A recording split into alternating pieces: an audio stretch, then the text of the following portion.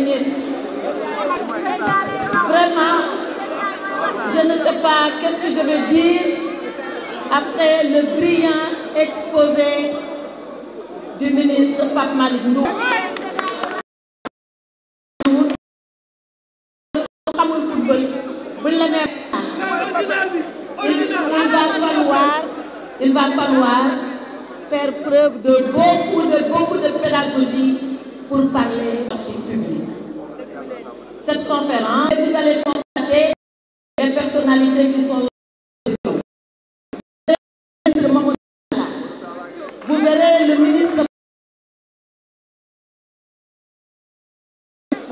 ministre d'État Mbaye Ndiaye, vous verrez le ministre Alioune Ndoye, bien évidemment le premier ministre Sidiki Kaba,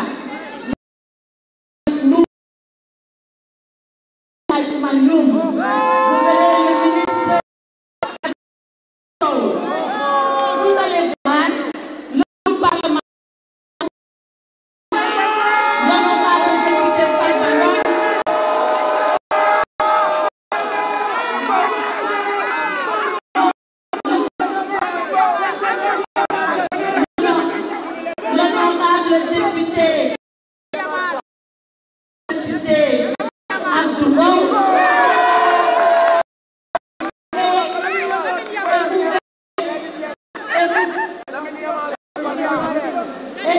Et vous verrez avec nous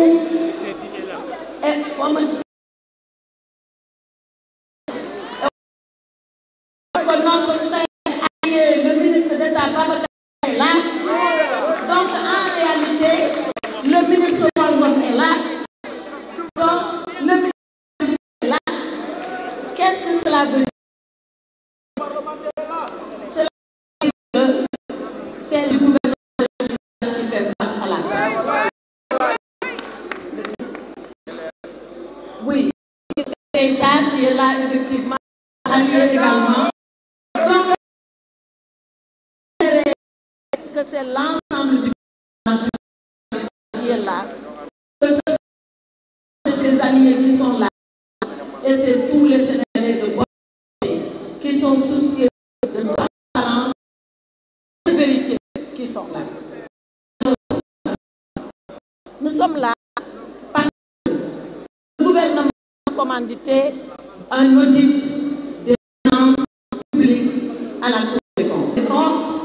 Il est intitulé Audit des finances publiques, la gestion de 2019 à 2024, c'est-à-dire la période du second quinquennat du président. Mais comme personne n'est contre que personne n'a Cour des comptes ba doon doole mu am sañ-sañ bu président Sall moo gën a dëgëral ko jox ko ay jumtuwaay ne ko ay te demal ngeen liggéey. Cette personne-là, c'est la veille quelque chose. C'est la veille quelque chose à faire avec les prescriptions édictées par la il n'allait pas mettre en place cet organe de contrôle des gouvernements successifs. Or, nous le rejetons 3 fois. 3 fois nous rejetons ce rapport. Nous le rejetons d'abord nous le rejetons sur le fond et nous le rejetons sur la finalité. Comme par hasard, c'est 3 F, le fond et la finalité. Sur la forme de ce rapport, nous l'a dit. Mais nous, on sait comment les audits se passent.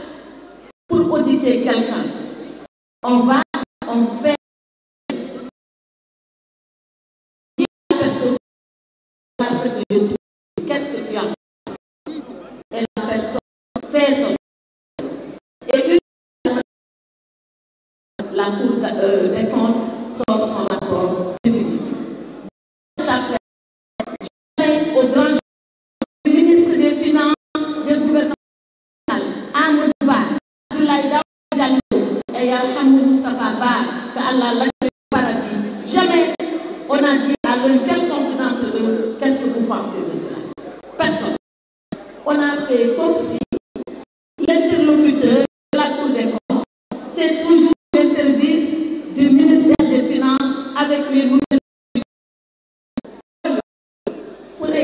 dara yi kooku le principe contradictoire a été violé flagrant par la Cour des comptes. Ce n'est pas la forme. Moi, j'ai été étonnée. Le rapport, on l'a eu. Moi, j'ai tiré un document physique. Vous ne verrez aucune signature dans ce rapport. Pas qui a signé ce rapport. On nous a la Cour des comptes, d'accord? On nous a dit la charge budgétaire administrative, d'accord? Mais qui là-bas? Qui? Il y a ici. C'est là dans le rapport. Et le président, il s'appelle Ba. Mais Ba, vous avez signé ce rapport. Mesdames et messieurs, nous avons défini de pas pareil, ragal ko assumer. Ko assumer. Man de mo xé dara. Li man mako def, li motax ma def ko te ma signé ko ñepp xam ne man la. Donc sur la forme, voilà les deux lacunes et graves lacunes de ce rapport. On ne sait pas qui est ce rapport, on ne sait pas qui l'a signé, qui revendique la paternité de ce rapport, paternité juridique, je veux dire, et on n'a pas respecté le principe du contrat. Si c'est ça un audit, il y a et il y a mieux cela. Mais ce n'est pas seulement ça. Je vous ai dit qu'on rejette ce rapport sur la forme et qu'on va le rejeter aussi sur le fond. Sur le fond, la chose pour moi la plus grave, mais qu'est-ce qu'elle audite, la Cour des comptes? Qu'est-ce qu'elle fait? Elle le dit à la page 8 de son rapport. La Cour des comptes dit, excusez-moi, je vais sortir la page. La Cour des comptes dit, objectif de l'audit. Qu'est-ce qu'elle peut faire? Elle dit, l'objectif général de l'audit est de s'assurer que le rapport produit par le gouvernement rend compte fidèlement de la situation budgétaire et financière de l'État de 2019 à 2024. Mais la Cour des comptes, de 2019 à 2023, mais elle a vu la situation budgétaire et financière de l'État elle-même. Donc elle est en train de faire un travail qu'elle a déjà fait dans le passé. Mais nous voilà lan moo xew ba muy dem di baatuwaat moom def na ko ba arriver à des conclusions qui sont contraires. Personne ne comprend cela. Parce que le régime bi dafa changer. En regardant la financière de 2021, 2022, 2022, tout cette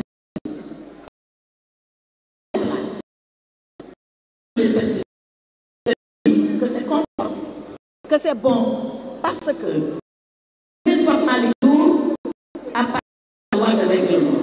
La loi de règlement, c'est quoi?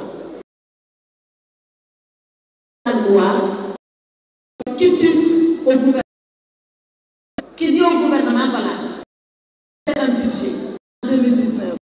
Exécuter le budget en 2019. Nous sommes 2020, nous analysons le budget tel qu'il a été exécuté, on trouve que tout est conforme.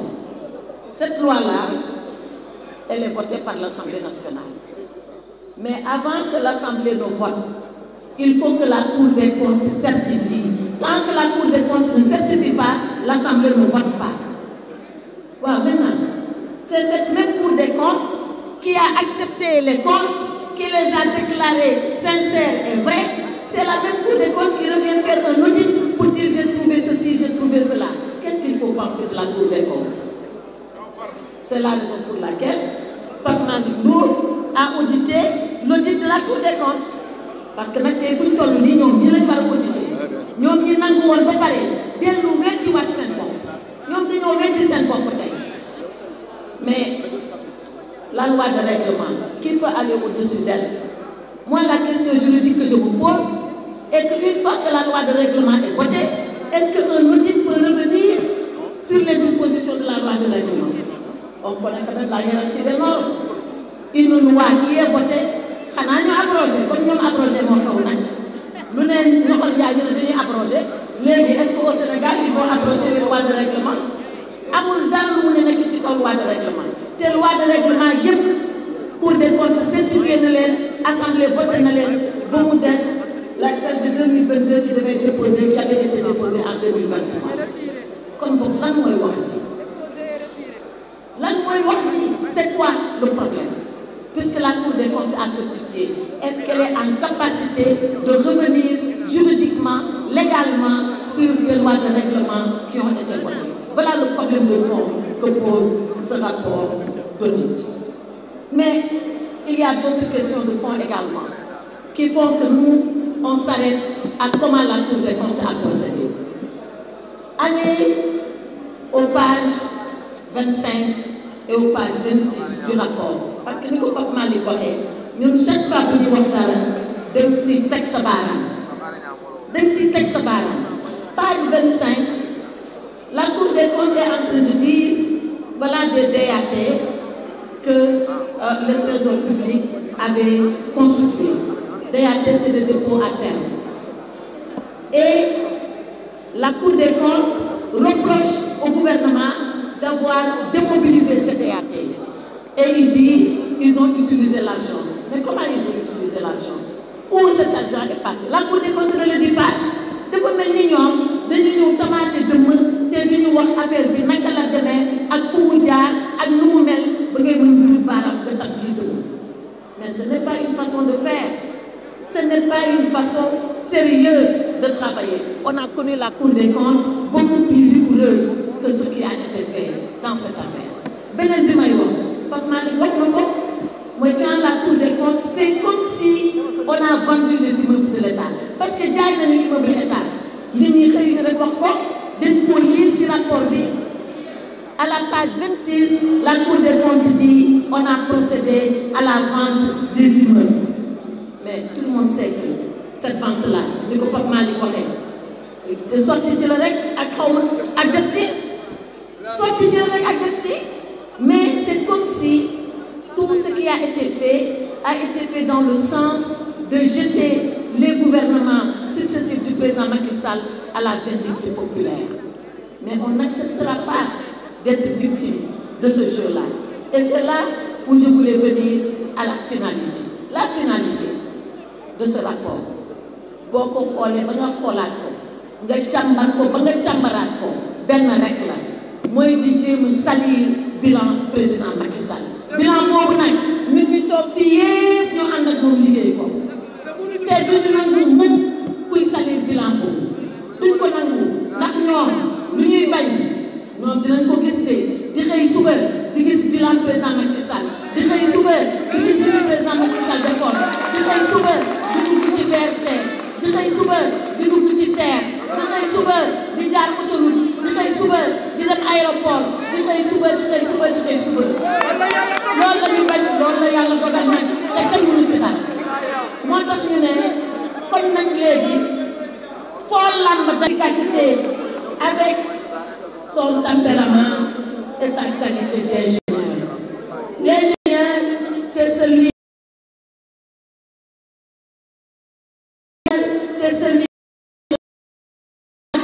et Macky Sall est un ingénieur à la tête du Sénégal. loolu nag lañ bëgg nag mu dem fii te lii mu def dafa dugg taarix Sénégal kenn mënu koo génne kenn mënu koo génne. J'avais dit à Podor quand le président Macky Sall était venu à l'époque encore ces grands travaux de désenclavement du Nord.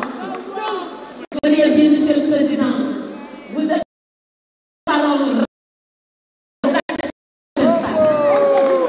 vous êtes l'homme à la parole et aux actes incontestables. Macky Sall restera cet homme à la parole rare. Pour ko xaar di nga xàddi parce que du la mos a topp.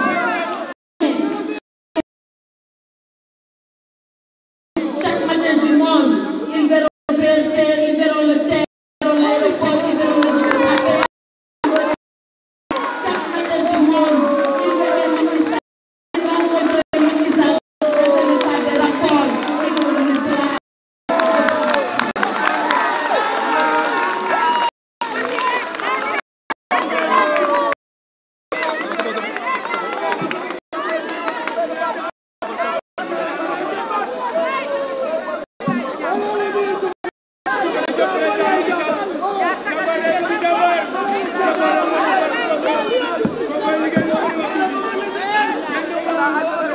S'il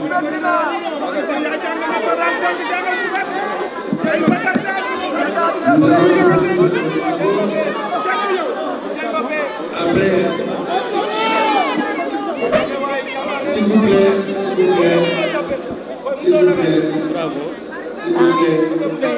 après la brillante prestation du ministre Pape Malick Ndour et la percutante plaidoirie de Maître Aïssata Tall, je vais donner la parole à notre témoin du barreau, Maître El Hadji Omar Youm. Je vous remercie, Monsieur le Premier ministre.